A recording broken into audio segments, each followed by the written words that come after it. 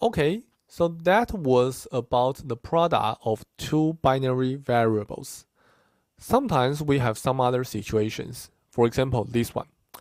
A company makes and sells two products with two limited resources. And you may make a lot of products. You may sell a lot of products. But doing the business requires a fixed payment to the local government. If you don't pay this fee and get a license, then your production can still be done. Your product actually cannot be sold, or said in another way, you may still give the product to the consumers, but then you are not allowed to get any money from them.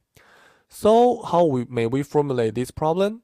Well, you still have your production planning or resource allocation part, but you also subject to a decision about whether you want to pay this fixed payment.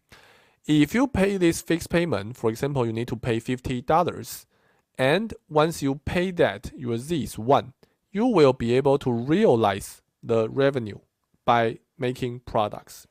But if you don't pay that $50, your Z would be 0, then it doesn't matter how many products you produce, you're going to earn nothing.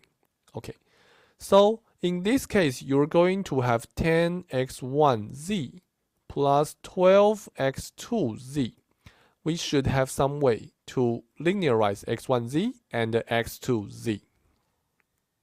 Well, hopefully we may introduce w1 and w2 to replace x1z and x2z. So how may we do that? Certainly here for x1, we cannot just play the same trick and say w1 is outer bounded by x1 or upper bounded by z, because the second one is obviously too tight. Your z is just 0, 1, and your x1 may be 5, 10, 15, whatever. So you certainly cannot just say w1 is less than or equal to z. That doesn't make sense. So the thing is that we need to go back to look at this formulation again. If you say w1 is equal to x1 times z, so if your z is 0, then your w1 would be 0, all right? And if your z is 1, actually there is no constraint on w1, and the w1 should become x1.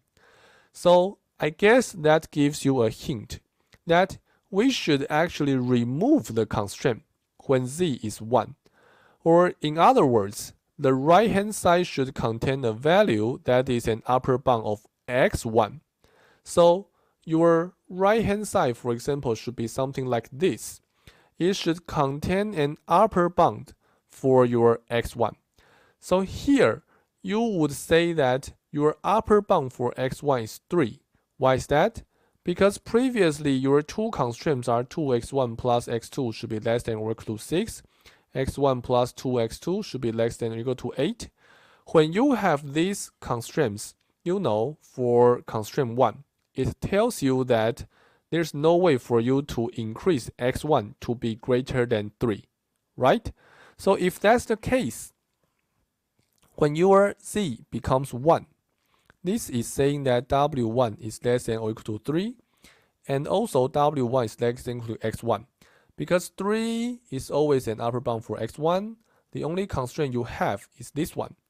And because this is a maximization problem, you want w1 to be as large as possible, w1 would be increased to be x1. And then, indeed, w1 is the product of both of them. On the contrary, if your z becomes 0, your w1 is less than or equal to 0, and this one is going to dominate the other one. So your w1 would be 0, then again, w1 indeed is x1 times z. So overall, let's look at the formulation again. The formulation is to replace your product term by w1, and say that your w1 is upper bounded. That makes sense. And it is upper bounded by x1 and 3z. Okay? So it's upper bounded by x1 so that when z is 1, we remove this constraint and make w1 equals exactly to x1.